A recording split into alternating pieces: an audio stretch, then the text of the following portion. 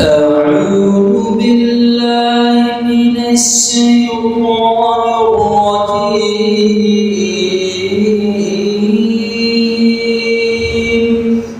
بسم الله الرحمن الرحيم.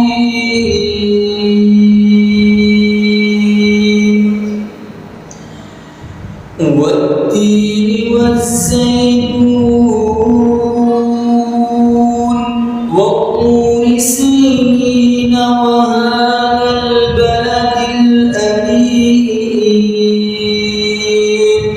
لقد خلقنا الإنسان في